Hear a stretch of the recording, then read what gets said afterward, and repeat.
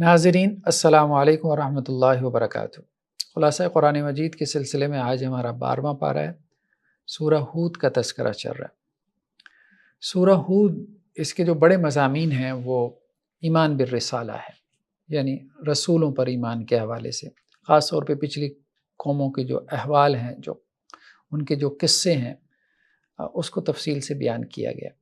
اور اس میں مقصد کیا ہوتا ہے؟ مقصد یہ ہوتا ہے کہ لوگوں کی تذکیر کرائی جائے۔ قرآن مجید دو طرح سے تذکیر کرواتا ہے۔ ایک تو تذکیر اس طرح سے کہ قرآن جو ہے وہ اللہ تعالیٰ کی نعمتوں کو گنواتا ہے کہ یہ اللہ کی نعمتیں ہیں تو اللہ کے شکر گزار بندے بنو۔ اس کو کہتے ہیں تذکیر بآلاء اللہ، اللہ کی نعمتوں کے ذریعے سے یاد دہانی کروانا، نصیحت۔ اور دوسرا تذکیر بایام اللہ، اللہ کے جو بڑے بڑے دن قوموں کے اوپر آئے ہیں، یعنی اسی دنیا کے اندر ان کے لیے جو ہے وہ ایک دن یوم حشر بن گیا، قیامت کا دن بن گیا، عذاب کا دن جو ان کے اوپر آیا، اس کے ذریعے سے بھی جو ہے وہ بعد میں آنے والی نسلوں کو تذکیر کروائی جاتی ہے کہ پچھلی قوموں سے کوئی عبرت حاصل کرو۔ تو خیر بہرحال سورہ ہود کے بارے میں آتا ہے کہ بعض صحابہ نے اللہ کے رسول صلی اللہ علیہ وسلم سے کہا کہ آپ کے اوپر بڑھاپے کے آثار نظر آ رہے ہیں، تو آپ صلی اللہ علیہ وسلم فرمایا کہ مجھے ہود اور اس کی بہنوں نے جو ہے وہ بوڑھا کر دیا ہے، مطلب اس کے مضامین نے۔ اور سورہ ہود کے مضامین میں ہم نے کہا کہ وہی پچھلی قوموں کے احوال و واقعات۔ شروع کی جو آیات ہیں 12ویں پارے کی، یہ سورہ ہود کا آپ کہہ لیں کہ جی پہلا رکوع بھی ہے۔ اس میں اللہ سبحانہ و تعالیٰ یہ بات بیان کر رہے ہیں کہ ہر جاندار کا رزق اللہ کے ذمے ہے۔ وَمَا مِن دَابَّةٍ فِي الْأَرْضِ إِلَّا عَلَى اللَّهِ رِزْقُهَا، جو بھی چلنے پھرنے والا جاندار ہے اس کا رزق اللہ کے ذمے ہے۔ اللہ نے ہر چیز کا رزق اس دنیا میں اتار دیا، یعنی دنیا کے جتنے انسان ہیں ان انسانوں کو جو کچھ چاہیے، ان کی بنیادی جو ضروریات ہیں اس سے متعلق وہ سب کچھ اللہ نے اس دنیا میں پیدا کر دیا۔ معدنیات کی صورت میں انسان کب سے کیا کچھ جو ہے وہ زمین کے نیچے سے نکال رہا ہے، ختم ہونے کو نہیں آ رہا۔ پیٹرول دیکھ لیں، سوئی گیس دیکھ لیں، پانی دیکھ لیں، ایون کہ سونے دیکھ لیں، سونے کے کتنے ذخائر موجود ہیں، کوئلہ دیکھ لیں، یہ سب اسی زمین سے ہمیں مل رہا ہے، یہ سب اللہ نے پیدا کیا۔ تو جتنے بھی یہ جو ریسورسز ہیں معدنیات کی صورت میں جو ہمارے پاس موجود ہیں، یہ سب اللہ کی طرف سے دی ہوئی ہیں۔ اگر انسان اتنا کر لے کہ اس کی منصفانہ تقسیم کر لے تو دنیا کے اندر غربت اور پاورٹی یہ ختم ہو جائے۔ اب جو ہمارے یہاں ایتھیسٹ اور بعض ملحد قسم کے لوگ یہ اعتراض کرتے ہیں کہ جی اللہ نے انسانوں کو پیدا کیا، پھر اللہ تعالیٰ جو ہے وہ افریقہ میں دیکھ رہا ہے کہ اتنے لوگ بھوکوں مر رہے ہیں تو اللہ تعالیٰ ان کی مدد کیوں نہیں کر رہا؟ بھائی اللہ تعالیٰ نے ان کے حصے کا کھانا بھی اتارا تھا، اس دنیا کے اندر ہے کہ نہیں ہے؟ آپ خود کہو گے کہ ہیں، اتنے ریسورسز ہیں کہ تمام انسانوں کو کفایت کر سکتے ہیں۔ بس اللہ نے صرف اتنا کام کیا ہے کہ اس دنیا کے اندر جو ہے وسائل رکھ دیے اور پھر اس میں کچھ وسائل کے اوپر انسانوں نے قبضہ کر لیا۔ اب گویا کہ یہ ان کے لیے آزمائش بن گئی، انہوں نے کہا گیا کہ اب تمہارے پاس وسائل زیادہ آ گئے، اب تم یہ وسائل ان لوگوں میں تقسیم کرو کہ جن کے پاس نہیں ہیں۔ کمیونزم کی، سوشلزم کی جو تحریکیں چلی ہیں اور اس کی بنیاد پہ بڑی بڑی حکومتوں نے ان کو بطور نظام اپنایا، اس کے پیچھے یہی تو آئیڈیالوجی تھی کہ غریب کو، مزدور کو کچھ نہیں مل رہا، امیر نے جو ہے وہ سارے وسائل کے اوپر قبضہ کیا ہوا ہے۔ تو کوئی وسائل کی کمی نہیں ہے، انسان کو جتنے رزق کی ضرورت ہے وہ سب رزق اس دنیا سے پیدا ہو رہا ہے، یہاں سے پروڈکشن ہو رہی ہے اور یہاں وہ موجود ہے، وہ اللہ نے رکھ دی ہے، اس پہ اللہ کا شکر ادا کرو۔ باقی اللہ نے امتحان کی غرض سے یہ کیا، اللہ تعالیٰ چاہتا تو سب کو اس کے حصے کا رزق تھما دیتا، کوئی کسی کو منہ ہی نہ لگاتا، کسی کے کام ہی نہ آتا، دنیا کا نظام کیسے چلتا؟ تو اللہ نے آزمائش کی ہے، کسی کو دے کے اور کسی سے لے کے۔ فرمایا وَيَعْلَمُ مُسْتَقَرَّ وَمُسْتَوْدَى، اور اللہ تعالیٰ جانتا ہے کہ انسان کا مستقر کیا ہے اور اس کا مستودع کیا ہے، ہر چیز کا مستقر اور مستودع، یعنی دنیا میں اس کا ٹھکانہ اور آخرت میں اس کا ٹھکانہ۔ ایک تو اس کی یہ تعبیر کی گئی، اور ایک تعبیر یہ بھی ہے، ایک تفسیر اس کی یہ بھی ہے کہ دنیا میں اس کا ٹھکانہ اور قبر اس کی کہاں بنے گی، یہ بھی اللہ کے علم میں ہے۔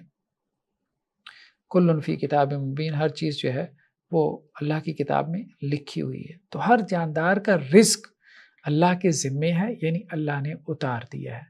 باقی انسانوں کی آزمائش اللہ نے اس کے ساتھ متعلق کر دی ہے کہ کچھ رزق کچھ انسانوں کے پاس اضافی طور پر آ گیا تو اب انہیں وہ دوسروں کو لوٹانا ہے، واپس کرنا ہے۔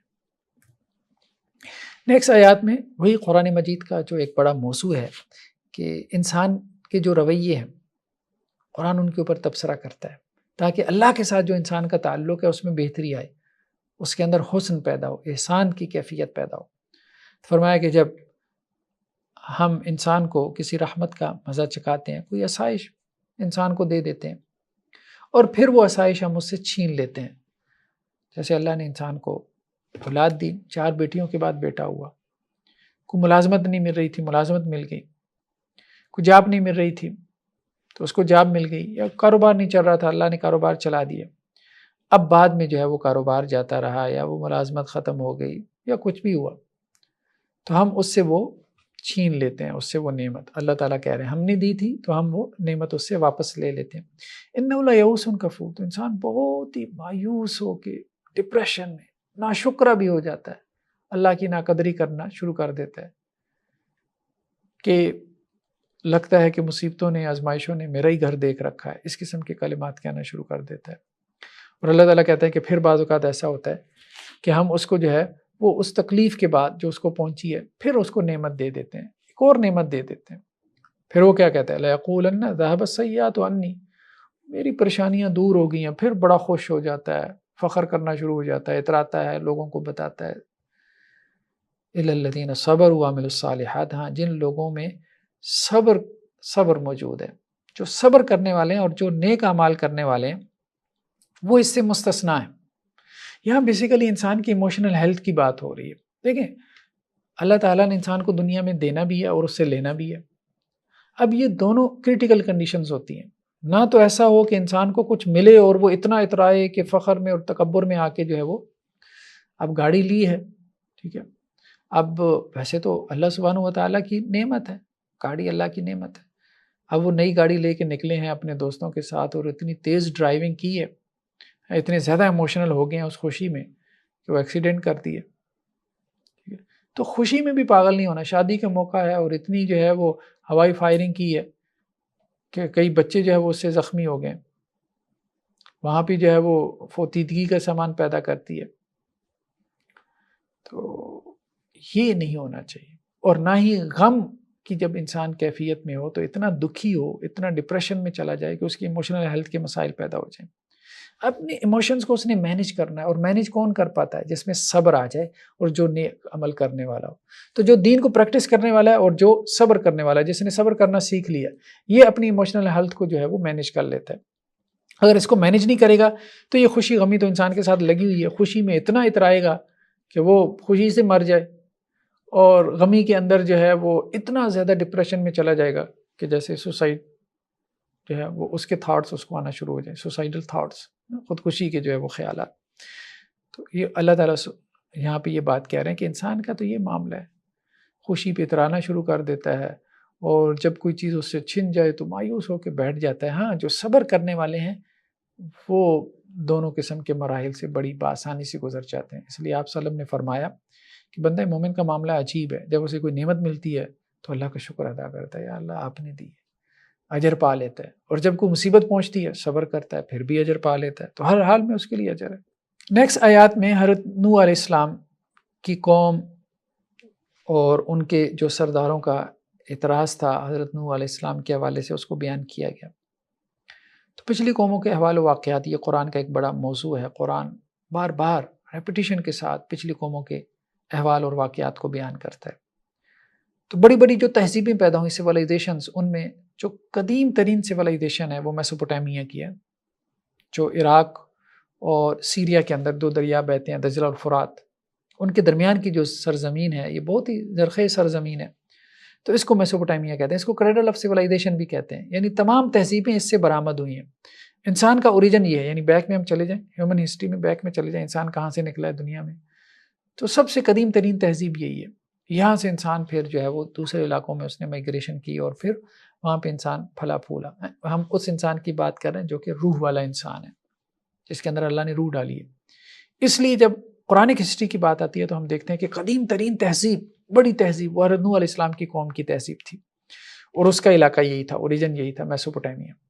تو حضرت آدم علیہ السلام اور حضرت نوح علیہ السلام کے درمیان بائبل کے بیان کے مطابق 10 واسطے ہیں، اور اس زمانے میں عمریں بھی بہت زیادہ ہوتی تھیں۔ حضرت نوح علیہ السلام کی عمر جیسے قرآن میں بھی تذکرہ اس کا ملتا ہے، کوئی 1000 برس کے قریب تھی، اور بائبل بھی یہی بات بیان کرتی ہے کہ ان کی عمر بڑی تھی۔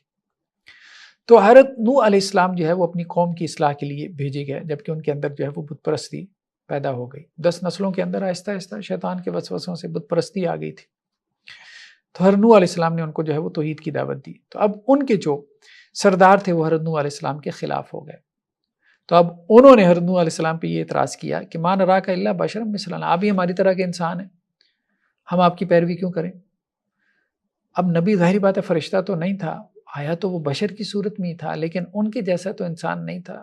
لیکن وہ اس بات کو سمجھ نہیں رہے تھے کہ نبی کو ہمارے اوپر جو ہے وہ اخلاقی اعتبار سے، ایمانی اعتبار سے، مقام اور مرتبے کے اعتبار سے بہت سی برتریاں حاصل ہیں، لیکن وہ اس بات کو سمجھ نہیں رہے تھے۔ وہ صرف بشر ہونے کی بنیاد پہ کہہ رہے تھے کہ آپ ہمارے جیسے انسان ہیں، تو ہم کیوں آپ کی پیروی کریں؟ اور دوسری بات وہ یہ کہہ رہے تھے کہ اے نوح، جو لوگ آپ کے اوپر ایمان لے کے آئے ہیں تو وہ ہمارے کمزور ترین لوگ ہیں، سوسائٹی کے دبے ہوئے پسے ہوئے لوگ ہیں۔ اور ہوتا یہی ہے کہ حق سچ کو قبول کرنے کے لیے سب سے پہلے جو غریب لوگ ہوتے ہیں وہ آگے آتے ہیں۔ عمراء اور جو عیاش پرست طبقہ ہوتا ہے، ظاہری بات ہے وہ تو نبی کی دعوت کی طرف متوجہ نہیں ہوتا، بہت کم، الا ماشاء اللہ۔ وما نرى لكم علينا من فضل بل نظنكم كاذبين۔ اور پھر انہوں نے نوح علیہ السلام پہ تیسرا اعتراض یہ کیا کہ آپ کو ہمارے پر کوئی فضیلت بھی حاصل نہیں ہے، کیوں ہم آپ کو اپنا بڑا مانیں؟ بلکہ ہمارا گمان تو یہ ہے کہ معاذ اللہ آپ جھوٹ بول رہے ہیں۔ اس طرح سے جو ہے وہ قوم نوح نے حضرت نوح علیہ السلام کو جو ہے وہ جھٹلا دیا۔ اب اس کے نتیجے میں اللہ سبحانہ و تعالیٰ نے ان کی قوم کے اوپر جو ہے وہ عذاب بھیجا۔ آسمان نے بھی جو ہے وہ اپنے پانی کو چھوڑ دیا بارش کی صورت میں، زمین سے بھی جو ہے وہ پانی نکلنا شروع ہو گیا۔ اب وہ سب کی سب قوم جو ہے وہ پانی کے اندر ڈوب گئی۔ اب اس بارے میں تفسیری روایات میں اختلاف ہے کہ یہ عذاب صرف میسوپوٹیمیا کے علاقے میں آیا تھا یا پوری دنیا پہ یہ پانی کا عذاب آیا تھا۔ بہرحال یہ اختلاف ہے۔ قرآن نے ایک انداز اختیار کیا وفار تنور، کہ تنور جو ہے وہ پھٹ پڑا۔ کچھ لوگوں نے اس کو جو ہے وہ آئس ایج کے ساتھ بھی تشبیہ دینے کی کوشش کی، لیکن ابھی اس پہ بہت زیادہ ریسرچ کرنے کی ضرورت ہے کہ آئس ایج میں بھی یہی ہوتا ہے کہ وہ پانی نکلتا ہے اور اس طرح سے پھر پوری دنیا کا جو ہے وہ آپ کہہ لیں کہ یہ ایک شفٹ آتا ہے اور آپ آئس ایج سے ایک دوسرے ایج کے اندر جو ہے وہ دنیا چلی جاتی ہے۔ لیکن بہرحال یہ وہ ایسی چیزیں ہیں کہ جن پہ ابھی کافی ریسرچ کی ضرورت ہے۔ تو حضرت نوح علیہ السلام جو ہے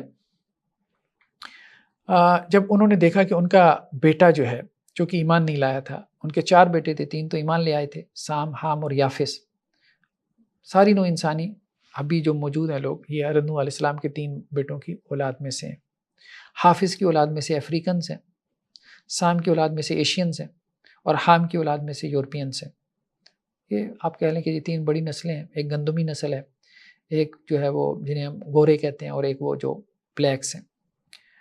لیکن جو چوتھا بیٹا تھا وہ ایمان نہیں لایا تھا اور نوح علیہ السلام کی بیوی بھی ایمان نہیں لائی تھی۔ تو اب وہ چوتھا بیٹا جب انہوں نے دیکھا نوح علیہ السلام نے کہ وہ ان کی آنکھوں کے سامنے غرق ہو رہا ہے، تو اس وقت انہوں نے اللہ سے دعا کی کہ یا اللہ میرے اس بیٹے کو جو ہے وہ بچا لے۔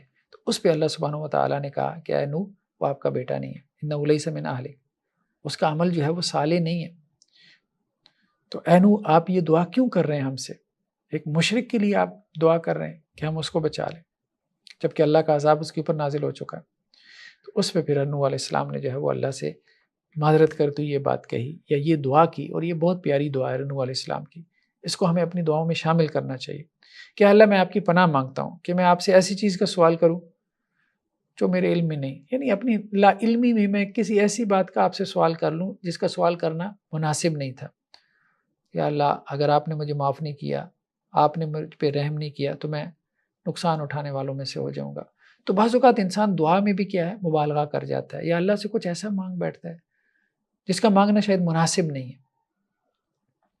تو اللہ سبحانہ و تعالیٰ سے یہ دعا بھی کرتے رہنا چاہیے، یعنی جو کچھ اللہ سے مانگنا ہے وہ مانگ کے پھر یہ دعا کر لے کہ یا اللہ، میں آپ سے اس کی بھی پناہ مانگتا ہوں کہ آپ سے کچھ ایسا نہ مانگ بیٹھوں کہ جس کا مانگنا میرے لیے مناسب نہیں ہے، درست نہیں ہے۔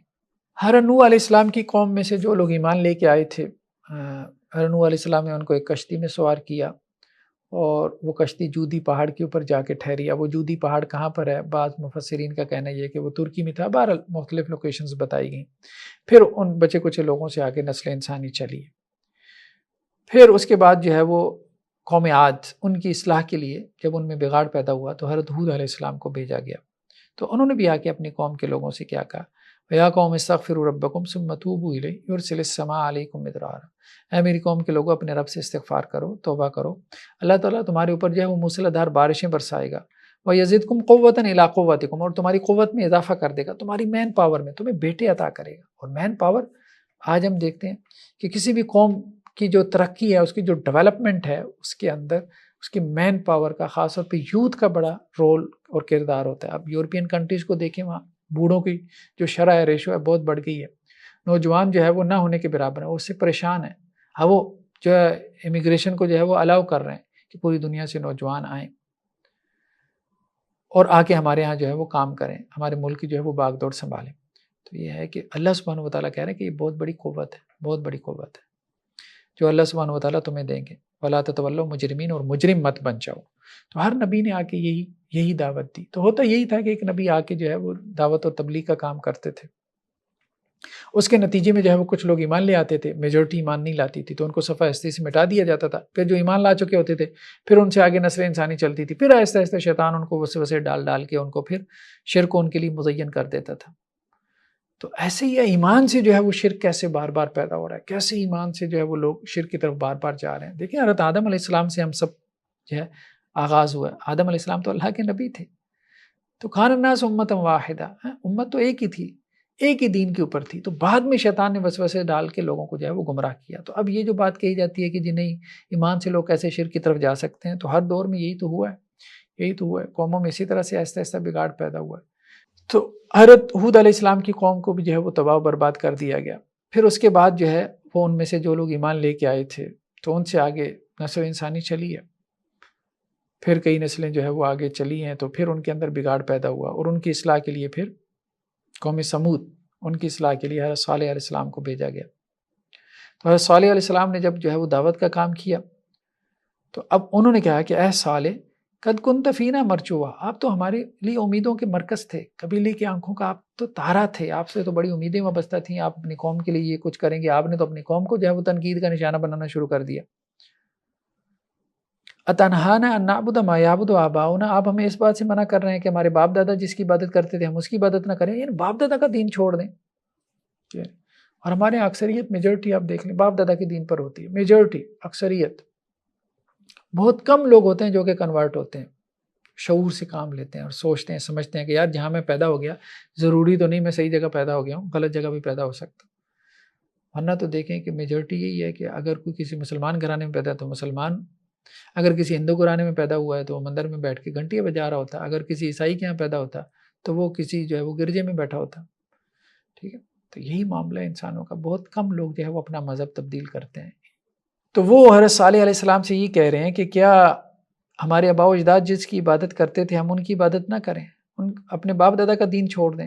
تو وہ یہی کہہ رہے ہیں۔ تو باپ دادا کا دین جو ہے وہ عام طور پہ لوگ نہیں چھوڑتے، اسی کے اوپر ہوتے ہیں جو ان کے باپ دادا کا دین ہے۔ کوئی کسی قادیانی کے گھر ہیں تو وہ قادیانی ہیں، کوئی کسی سکھ کے گھر ہیں تو وہ سکھ ہیں، کوئی کسی بدھ کے گھر پیدا ہوئے ہیں تو وہ بدھ مت میں ہیں۔ تو یہی معاملہ ہے، بہت کم لوگ شعور سے اپنا ریلیجن چینج کرنے کی طرف آتے ہیں۔ حضرت صالح علیہ السلام کی جو قوم تھی، پھر اس کو بھی جو ہے وہ تباہ و برباد کر دیا گیا۔ پھر ان میں سے جو لوگ ایمان لے کے آئے تھے، پھر اس سے آگے نسل انسانی چلی، پھر حضرت ابراہیم علیہ السلام کی قوم کا تذکرہ ملتا ہے۔ حضرت ابراہیم علیہ السلام کا جو ٹائم پیریڈ ہے، یہ مختلف لوگوں نے مختلف بیان کیا ہے۔ بعض یہ کہتے ہیں کہ کوئی تقریباً 2200 قبل مسیح حضرت ابراہیم علیہ السلام کا زمانہ ہے۔ بعض لوگوں نے یہ بھی کہا کہ 2400، بعض نے 2500، 2500 سال قبل مسیح، BC، یہ بھی کہا گیا، بہرحال قریب قریب ہی ہے۔ تو حضرت ابراہیم علیہ السلام بھی عراق کے شہر ار میں پیدا ہوئی ہے۔ تو یہ عراق اور سیریا، یہ جو علاقہ ہے دجل اور فرات کے درمیان کا، جسے ہم نے میسوپوٹیمیا کا، جو ایک ریڈ کریسنٹ کی صورت بنتی ہے، تو یہ جو عراق کا علاقہ ہے دجل اور فرات کے درمیان کی جو زرخیز زمین ہے، جسے ہم میسوپوٹیمیا کا علاقہ کہتے ہیں، تو یہ بیسیکلی شروع میں ہم دیکھتے ہیں کہ نبیوں کی جو ہے وہ بعثت کا مرکز رہا ہے یہ علاقہ۔ اور پھر اس کے ساتھ نیچے آ جائیں تو پھر عرب کا علاقہ ہے، عرب کے علاقے سے نیچے جو ہے وہ یہ یمن کا علاقہ ہے، یہاں پہ بھی آپ دیکھیں گے کہ کچھ نبی جو ہے وہ مبعوث کیے گئے۔ یہ تقریباً جو ہے وہ ایک ہی پٹی بنتی ہے، اگر ہم اس کو دیکھیں امیج کے اندر تو جو ہے نا بالکل نیچے یمن سے اوپر جو ہے وہ سعودی عرب ہے، پھر سعودی عرب سے اوپر آپ چلے جائیں تو پھر عراق ہے اور سیریا ہے۔ تو حضرت ابراہیم علیہ السلام جو ہے وہ جس قوم کی طرف بھیجے گئے، تو وہ بھی بتوں کی پوجا کرتے تھے، بتوں کی عبادت کرتے تھے. تو حضرت ابراہیم علیہ السلام نے توحید کا پیغام دیا، تو اب اس قوم والوں نے نہیں مانا، تو لیکن ان کی قوم کے اوپر جو ہے وہ عذاب نازل نہیں ہوا.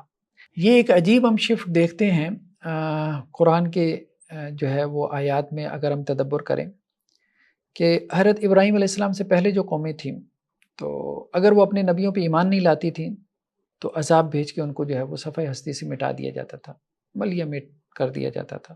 لیکن حضرت ابراہیم علیہ السلام کے بعد یہ ہوا کہ بعض قوموں کے اوپر عذاب آتا تھا، بعض پہ نہیں آتا تھا. تو حضرت ابراہیم علیہ السلام کی قوم پہ بھی عذاب کا تذکرہ ہمیں قرآن میں نہیں ملتا. ہاں یہ ذکر ملتا ہے کہ انہوں نے حضرت ابراہیم علیہ السلام کو آگ میں پھینک دیا تھا بتوں کو توڑنے کی وجہ سے. تو حضرت ابراہیم علیہ السلام کے لیے وہ آگ ٹھنڈی ہو گئی، تو پھر وہ وہاں سے ہجرت کر گئے فلسطین کی طرف.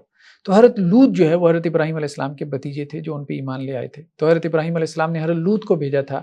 سدوم اور عمورہ کی بستیاں تھیں، یہ دو بستیاں تھیں جو ڈیڈ سی بحر مردار کے قریب ہیں، اب جارڈن اردن کے قریب ہیں آپ کہہ لیں، اور ساتھ ہی جو ہے وہ اسرائیل ہے اور فلسطین بھی ساتھ ہی ہے. تو وہاں پہ یہ دو بستیاں آباد تھی، تو ان کی اصلاح کے لیے حضرت لوط علیہ السلام جو ہے وہ مبعوث کیے گئے تھے. تو ان کی جو سب سے بڑی برائی تھی، نبی کا کام کیا ہوتا تھا، نبی کی دعوت کا بنیادی نقطہ کیا ہوتا تھا کہ کسی بھی قوم میں جو سب سے بڑا منکر ہوتا تھا، نبی اس کو اپنی دعوت کے لیے جو ہے وہ دعوت کے ذریعے ایڈریس کرتا تھا، اس کو فوکس کرتا تھا. تو قوم لوط کا سب سے بڑا منکر کیا تھا؟ Homo sexuality. پبلک پلیسز پہ جو ہے وہ مرد مردوں سے شہوت پوری کرتے تھے، اپنی بیویوں سے اور عورتوں سے جو ہے وہ شہوت پوری نہیں کرتے تھے. تو اس پہ جو ہے حضرت لوط علیہ السلام نے ان کو سمجھایا. جب نہیں سمجھ میں آئی تو پھر اللہ کی طرف سے عذاب نازل ہوا. تو اب جب یہ عذاب کے فرشتے آنے تھے حضرت لوط علیہ السلام کی قوم کی طرف، تو وہ انسانی صورت میں آ رہے تھے. تو پہلے حضرت ابراہیم علیہ السلام کے پاس آئے. تو جب وہ حضرت ابراہیم علیہ السلام کے پاس آئے تو انسانی صورت میں آئے تھے. حضرت ابراہیم علیہ السلام نے ان کے سامنے جو ہے وہ بچڑا جو ہے وہ بھون کر تل کے رکھا، تو انہوں نے اس کو کھانے سے جو ہے وہ اپنے ہاتھ روک لیے. تو اب حضرت ابراہیم علیہ السلام شک میں پڑ گیا کہ کہیں یہ میرے دشمن نہ ہوں جو میرا کھانا نہیں کھا رہے. تو پھر انہوں نے تسلی دی کہ نہیں، ہم جو ہے وہ فرشتے ہیں اور لوط علیہ السلام کی بستیوں کی طرف جو ہے وہ بھیجے گئے. اس پہ حضرت ابراہیم علیہ السلام نے پھر ان سے کہا کہ تم لوط علیہ السلام کی بستیوں کو کیوں تباہ کرنا چاہتے ہو، ابھی تھوڑی سی مہلت دے دو. کیونکہ حضرت ابراہیم علیہ السلام بہت نرم دل تھے، بہت اللہ کی طرف جو ہے وہ رجوع کرنے والے تھے. تو اس پہ پھر ایک وقت آیا کہ اللہ سبحانہ و تعالیٰ نے کہا کہ یا ابراہیم، اے ابراہیم، اعرض عن ھذا انہ قد جاء امر ربک، آپ اس بحث کو چھوڑ دیں، اب یہ بحث نہ کریں. کیونکہ حضرت ابراہیم علیہ السلام فرشتوں سے کہہ رہے تھے کہ اچھا یہ بتائیں، اگر اتنے لوگ نیک ہوں تو کیا آپ اس بستی پہ عذاب نہیں نازل کریں گے؟ تو انہوں نے کہا ہاں نہیں کریں گے. لیکن فرشتوں نے کہا اتنے لوگ تو نیک ہیں ہی نہیں. اچھا 3 ہوں، 3 بھی نہیں ہیں، 2 ہوں، 2 بھی نہیں ہیں. صرف حضرت لوط علیہ السلام ایمان لے کے آئے تھے اور ان کی بیٹیاں تھیں، ایک ہی خاندان تھا، ان کی بیوی بھی ایمان نہیں لائی تھی. تو اللہ سبحانہ و تعالیٰ نے پھر اس بستی کے اوپر جو ہے ان بستیوں کے اوپر عذاب کا کوڑا برسایا. اگلی آیات میں ہم دیکھتے ہیں کہ جو سزا نازل ہوئی وہ کیا تھی ان بستیوں کے اوپر کہ فلما جاء امرنا جعلنا عالیہ سافلہ. حضرت جبرائیل علیہ السلام آئے اور ان بستیوں کا جو اوپر والا حصہ تھا اس کو نیچے کر دیا، یعنی بستیوں کو اوپر اٹھایا اور ان کو الٹا دیا اور الٹا کے زمین کے اوپر دے مارا. وَأَمْطَرْنَا عَلَيْهَا حِجَارَةً مِّن سِجِّيلٍ مَّنضُودٍ، اور ان کے اوپر ہم نے پتھروں کی بارش برسائی، یعنی اس کے بعد پتھروں کی بارش بھی جو ہے وہ ان کے اوپر برسی ہے.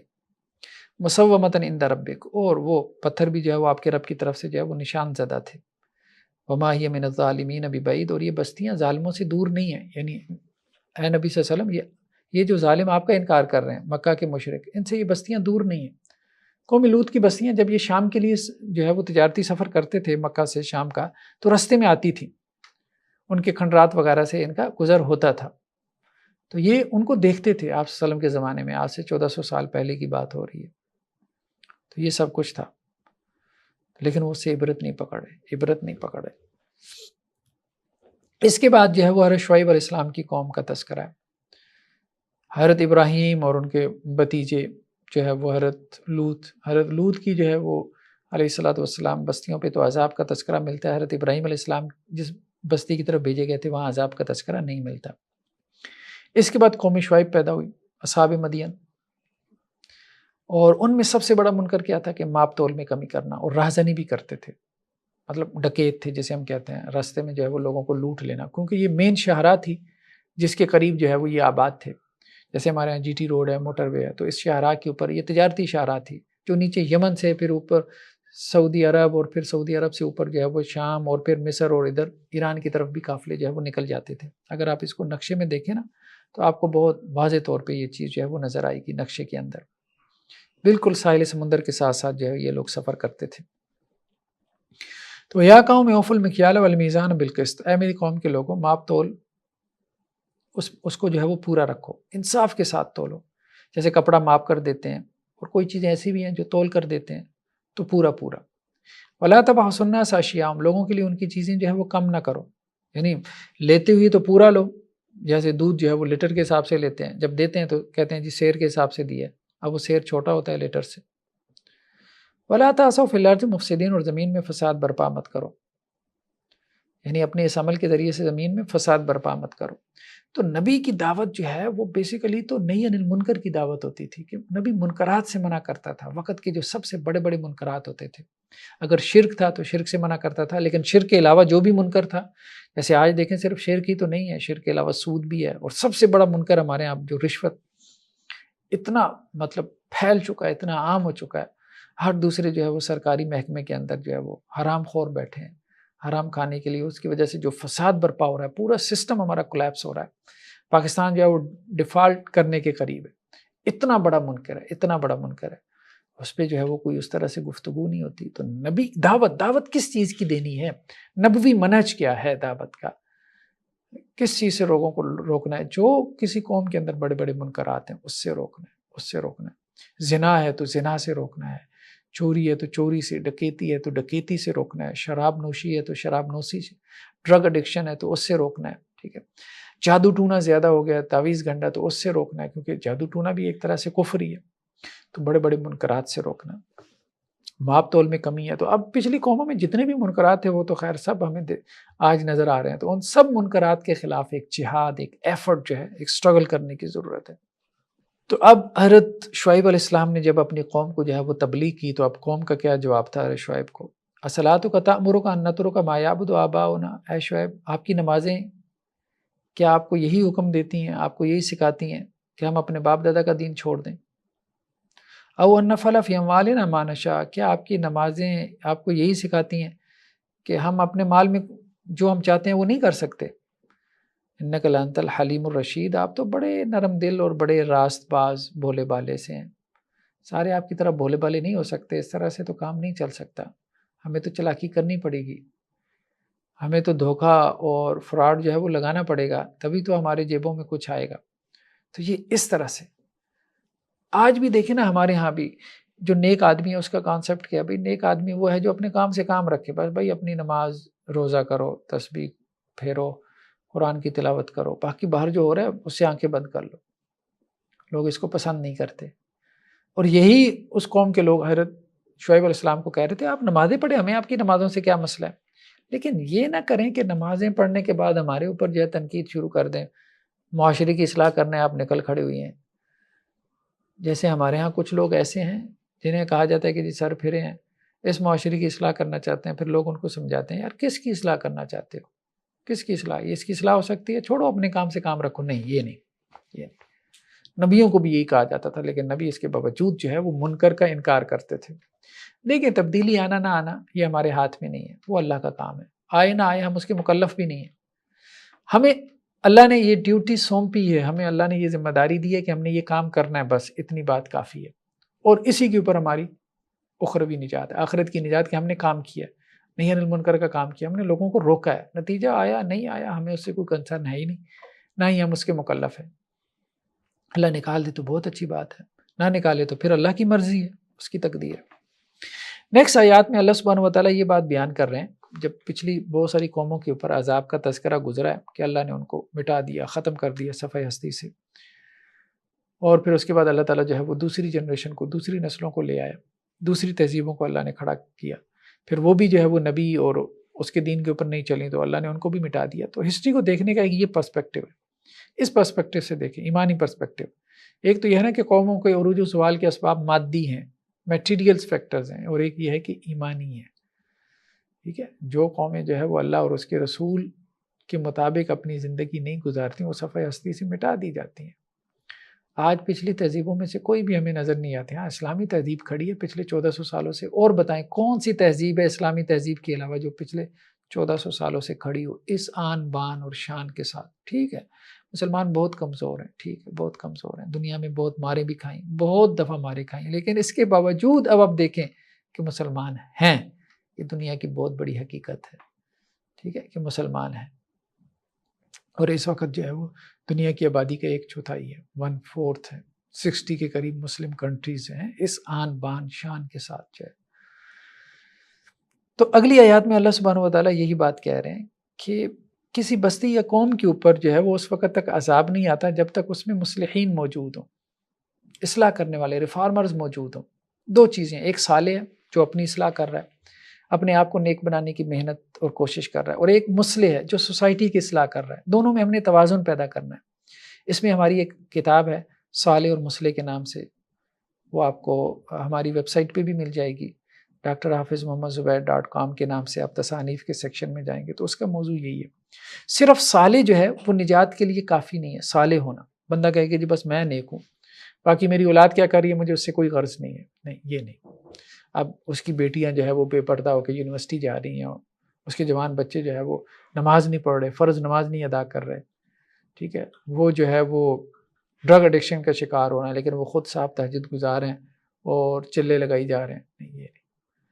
سب سے پہلے جو ہے وہ اصلاح کا کام کرنا ہے اپنے گھر سے, تو خود بھی نیک بننا ہے, دوسروں کو بھی نیک بنانا ہے. اور کچھ لوگ ایسے ہیں جو دوسروں کو نیک بنانے پہ لگے ہیں, اصلاح کا ہی کام کیے جا رہے ہیں, ٹھیک ہے, لیکن یہ ہے کہ اپنی طرف کوئی توجہ نہیں ہے, اپنی طرف کوئی توجہ نہیں ہے.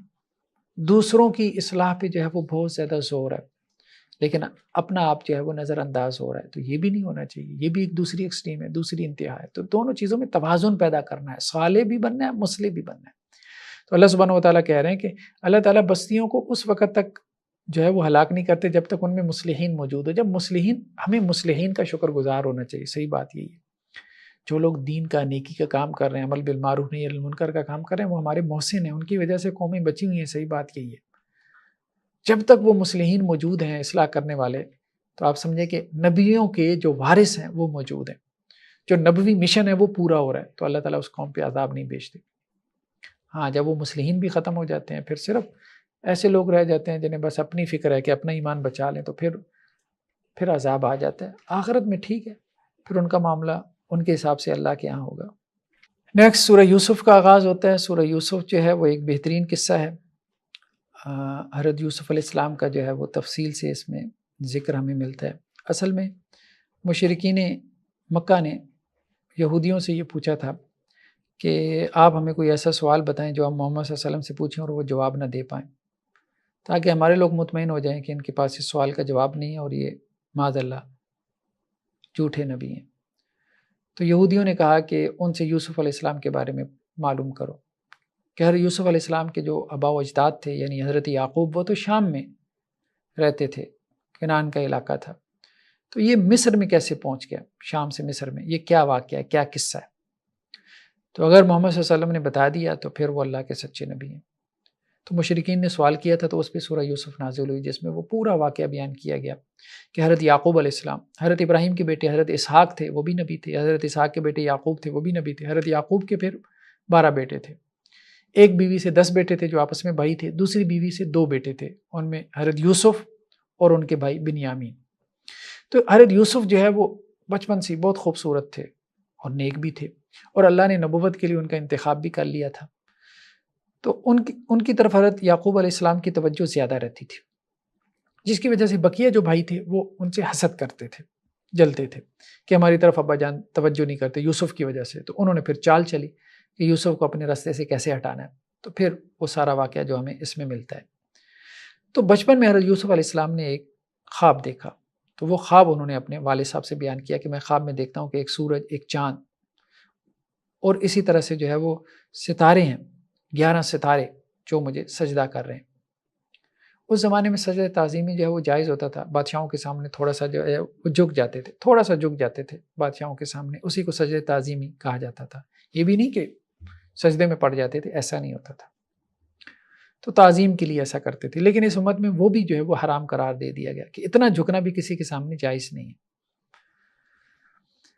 تو حضرت یوسف علیہ السلام نے جب وہ خواب دیکھا اور اپنے والد سے بیان کیا حضرت یعقوب سے، اور ابھی ان کا بچپن ہے، تو ان کے والد نے کہا کہ آپ نے یہ خواب اپنے بھائیوں سے بیان نہیں کرنا، وہ آپ کے خلاف چال چلیں گے۔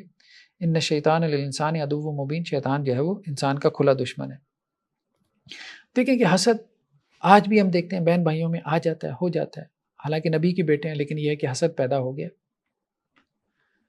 اور اس حسد کی وجہ سے پھر حضرت یوسف علیہ السلام کو کیا کیا، ہیلے بہانے سے اپنے ساتھ لے گئے جنگل میں کھیل کود کے لیے، اور ان کو جو ہے وہ ایک اندھے کنویں میں ڈال دیا۔ پھر ایک قافلے والے وہاں سے گزرے، اور انہوں نے جب پانی حاصل کرنے کے لیے ڈول ڈالا تو حضرت یوسف باہر نکلے، اور پھر اس طرح سے وہ قافلہ مصر جا رہا تھا، تو مصر کے جو ہے وہ بازار میں جا کے حضرت یوسف علیہ السلام کو بیچ دیا گیا۔ پھر وہ عزیز مصر کے ہاں پلے بڑے ہوئے، پھر بعد میں جو ہے وہ اپنی نیکی کی وجہ سے اور اپنی حسن تدبیر کی وجہ سے مصر کے تخت کے اوپر جو ہے وہ اللہ سبحانہ و تعالیٰ نے ان کو بٹھایا، اور وہ بادشاہ بن کے بیٹھے۔ پھر ارد گرد کے علاقوں میں جب قحط پڑا ہے، شام میں بھی قحط پڑا، مصر میں بھی قحط پڑا، تو اب ان کے بھائی جو ہے وہ غلہ لینے کے لیے مصر میں آئے، کہ ان کو معلوم ہوا کہ مصر کا بادشاہ نیک ہے اور اس کے پاس غلہ اور اناج کافی بڑی تعداد میں اسٹاک میں ہے۔ تو یہ سارا قصہ ہمیں یہاں پہ ملتا ہے۔ تو حضرت یوسف علیہ السلام کو اللہ تعالیٰ نے خوابوں کی تعبیر کا علم بھی سکھایا تھا، فرمایا وَكَذَلِكَ يَجْتَبِيكَ رَبُّكَ وَيُعَلِّمُكَ مِن تَأْوِيلِ الْأَحَادِيثِ۔ اللہ تعالیٰ نے بچپن میں ہی بتا دیا تھا کہ آپ کے رب نے آپ کو چن لیا ہے، یعنی نبوت کے لیے آپ کا انتخاب کر لیا ہے، اور اللہ تعالیٰ آپ کو خوابوں کی تعبیر سکھائے گا۔ خوابوں کی تعبیر حضرت یوسف علیہ السلام کو سکھائی گئی تھی، اور کچھ خوابوں کی تعبیر ہمیں ملتی بھی ہے سورہ یوسف میں، جو حضرت یوسف علیہ السلام نے کی۔ اسی طرح سے عالم اسلام کی ایک بہت بڑے امام ابن سیرین، وہ خوابوں کی تعبیر کے جو ہے وہ بہت بڑے عالم تھے۔ تو خوابوں کی کئی قسمیں جو ہیں وہ حدیث میں آتی ہیں۔ حدیث میں آتا ہے کہ خواب 3 قسم پر ہوتے ہیں۔ ایک وہ ہیں جو کہ اللہ کی طرف سے ہیں، مبشرات ہیں، خوشخبری، یعنی انسان نے اللہ کے رسول صلی اللہ علیہ وسلم کو جو ہے وہ خواب میں دیکھ لیا، بیت اللہ کو دیکھ لیا، حج کر رہا ہے، عمرہ کر رہا ہے، صحابہ کو دیکھ لیا، مسجد اقصیٰ میں اپنے آپ کو دیکھا، جنت کو دیکھا۔ یہ ایسے خواب ہوتے ہیں جو انسان کے لیے خوشخبری بن جاتے ہیں، یعنی اس کے نفس کو خوش کرنے کا باعث بنتے ہیں۔ یہ اللہ کی طرف سے ہوتے ہیں، اللہ تعالیٰ اپنے بندے سے مطمئن ہوتا ہے، اس کو ایسے خواب دکھا دیتا ہے۔ کچھ خواب ڈراؤنے ہوتے ہیں، یہ شیطان کی طرف سے ہوتے ہیں۔ شیطان انسان کو جو ہے وہ خواب میں آ کے ڈراتا ہے، تو ڈر جو ہے وہ ہمیشہ شیطان کی طرف سے ہوتا ہے، یعنی جس خواب کے بعد جو ہے وہ پریشانی پیدا ہو تو وہ شیطان کی طرف سے عموماً ہوتا ہے۔ اور تیسرا وہ جو دن بھر کے خیالات ہوتے ہیں وہ خوابوں کی صورت میں ہمارے سامنے آ جاتے ہیں۔ تو خوابوں کی تعبیر بھی جو ہے وہ ایک علم ہے، ایک سائنس ہے، اس کو سمجھنے کی ضرورت ہے، اور خواب انسانی زندگی کے اوپر بہت حد تک اثر انداز بھی ہوتے ہیں۔ تو حضرت یوسف علیہ السلام کی یہ خاصیت تھی کہ اللہ تعالیٰ نے انہیں خوابوں کا علم بھی جو ہے وہ دیا تھا۔ اب جب حضرت یوسف علیہ السلام کو عزیز مصر کی بیوی نے جو ہے وہ پھسلانا چاہا ان کے حسن کی وجہ سے، کیونکہ وہ بہت حسین تھے، آپ صلی اللہ علیہ وسلم نے فرمایا جب معراج کی رات آپ کی ملاقات ہوئی حضرت یوسف علیہ السلام سے، تو آپ نے واپسی میں یہی بات کی کہ یوسف، لگتا ہے کہ اللہ سبحانہ و تعالیٰ نے دنیا کا آدھا حسن یوسف کو دیا ہے، اتنے خوبصورت تھے۔ تو حضرت یوسف علیہ السلام کو جو ہے وہ عزیز مصر کی بیوی نے جو ہے وہ پھسلانا چاہا تھا۔ عزیز مصر نے حضرت یوسف علیہ السلام کو خریدا تھا بطور غلام کے، اپنے گھر میں لے آئے، اس وقت وہ لڑکپن میں تھے، ٹین ایج میں تھے، تو ان کی بیوی نے ان کو پھسلانا چاہا تو وہ ان کے پھسلانے میں نہیں آئے، تو اس نے اپنے شوہر سے شکایت کر کے حضرت یوسف علیہ السلام کو جو ہے وہ جیل میں قید کروا دیا۔ اب جیل میں جب حضرت یوسف علیہ السلام جب قید ہوئی ہیں تو اب جیل میں 2 اور لوگ بھی داخل ہوئے، جیسے اور مجرم آتے جاتے رہتے تھے، مختلف کوئی جرم کرتا تھا، کوئی نہیں کرتا تھا، بہرحال جیل میں لوگ آ جا رہے تھے۔ تو اب حضرت یوسف علیہ السلام نے وہاں پہ بھی تبلیغ جاری رکھی۔ تو نبی ہر حال میں دعوت و تبلیغ کا کام کرتا ہے، وہ انتظار میں نہیں رہتا کہ حالات سدھریں گے، موافق ہوں گے تو میں تبلیغ کا کام کروں گا، میں دین کا کام کروں گا۔ جیسے ہم میں سے اکثر کو شیطان نے اسی دھوکے میں ڈال رکھا ہوتا ہے، اچھا یار یہ کام کر لو، وہ کر لو تو پھر دین کا کام کریں گے۔ اس طرح سے تو کام ختم ہوتی ہی نہیں ہے، زندگی بھر انسان کے کام نہیں ختم ہوتے۔ تو انہی حالات کے ساتھ ایڈجسٹمنٹ کرتے ہوئے ہم نے کچھ دین کا کام کرنا ہے، تبھی آپ کامیاب ہیں، تبھی آپ کچھ کر پائیں گے، ورنہ کچھ بھی نہیں کر پائیں گے۔ تو حضرت یوسف علیہ السلام کے پاس جب وہ دونوں جو ہے وہ ساتھی آئے ہیں جو ان کے جیل کے ساتھی ہیں، اور انہوں نے حضرت یوسف سے کہا کہ آپ ہمیں نیک اور بھلے آدمی معلوم ہوتے ہیں، تو ہم نے خواب دیکھا ہے، اگر آپ ہمارے خواب کی تعبیر بتائیں۔ تو حضرت یوسف علیہ السلام نے کہا کہ میں تمہیں تمہارے خواب کی تعبیر بتاؤں گا، وہ بھی بتاؤں گا، لیکن پہلے میری بات سن لو۔ تو پھر ان کے سامنے جو ہے توحید کی دعوت رکھی ہے، کہا کہ ارباب متفرقون خیر ام اللہ الواحد القہار، کیا جدا جدا رب بہتر ہیں یا ایک اللہ؟ یہ بتاؤ کہ اتنے زیادہ رب مصریوں نے بنا رکھے ہیں، یہ زیادہ بہتر ہیں یا ایک خدا جو اکیلا، جو قاہر غالب ہے؟